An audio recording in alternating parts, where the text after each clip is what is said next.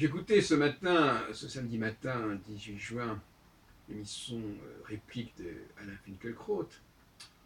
Et à un moment donné, quelqu'un a parlé de plagiat. Il y a une très belle définition du plagiat. Quand est-ce que commence le plagiat? Et quelqu'un a dit, parce que vous savez que La Fontaine a imité les anciens. Il ne les a pas plagiés, c'est ce qu'on disait dans cette émission. Il ne les a pas plagiés, c'est-à-dire qu'il ne s'est pas contenté tout simplement de répéter ce qu'ils ont dit, ou même simplement de traduire ce qu'ils ont dit. Il a fait autre chose, avec d'autres moyens qui sont ceux de la langue française, non pas de la langue latine, par exemple, avec d'autres allusions. Enfin, il a renouvelé le genre, il a eu une approche créatrice, c'est-à-dire qu'il a fait quelque chose avec des moyens nouveaux. Il a voulu être à la hauteur des anciens avec des moyens nouveaux. C'est à mon avis la meilleure définition de la création. Et donc, j'ai toujours dit que je préfère des interprètes, si on peut dire, qui imitent leur modèle, plutôt que des interprètes qui jouent la partition correspondant à ce modèle. Je voudrais que l'on nous fasse des concerts où quelqu'un va imiter Chopin, imiter Beethoven, mais pas reprendre texto la partition. Ce serait déjà pas mal. De même que moi, par exemple, ma musique, j'aimerais bien que d'autres personnes imitent ma musique. Et d'ailleurs, moi, je ne considère pas du tout la possibilité de noter ma musique. C'est pas du tout ce qui m'intéresse. Mais par contre, que d'autres personnes m'imitent, oui, ça me convient. Ça me convient très bien. Parce qu'en imitant, ils expriment une valeur créatrice. Le mimétisme, l'imitation, c'est jamais servile. Quelqu'un qui joue la partition, il n'est pas dans l'imitation, je suis désolé. Il est dans la substitution, il est dans le plagiat. Hein? Donc quand on va à un concert et qu'on écoute des gens vous jouer telle et telle pièce de Chopin ou de Brahms, on est en train de faire les louanges du plagiaire.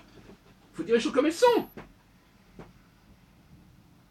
Alors vous me direz, oui, mais est-ce que le plagiaire, il cite ses sources? C'est une question qui se pose, en fait.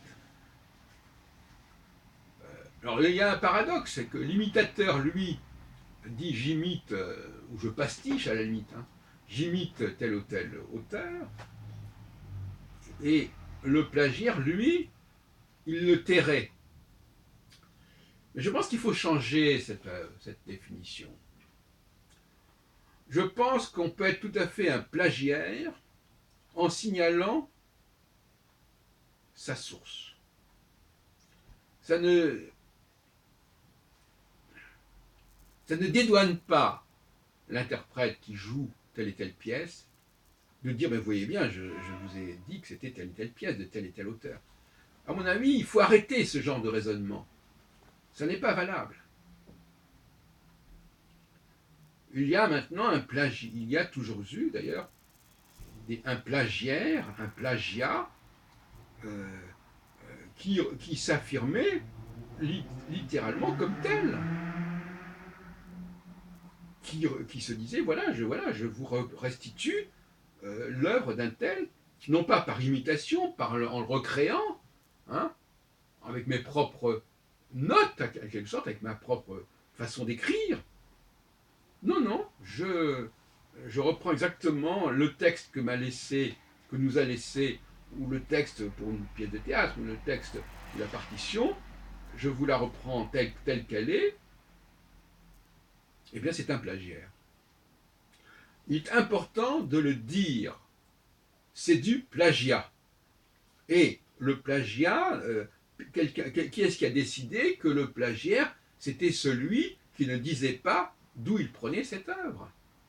Non, le plagiaire, c'est celui qui reproduit l'œuvre en question. Qu'il la réfère ou pas, qu'il signale ou pas son auteur, ça n'en est pas moins un plagiaire. Il faut que ce soit extrêmement clair là-dessus.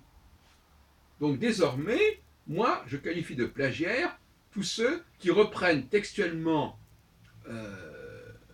les travaux de tel et tel autre auteur à leur compte, même s'ils ne se l'approprient pas, mais en même temps, ils s'affirment comme capables de... ils s'approprient une compétence, ils s'approprient un rôle qui n'est pas mérité, qui n'est pas justifié.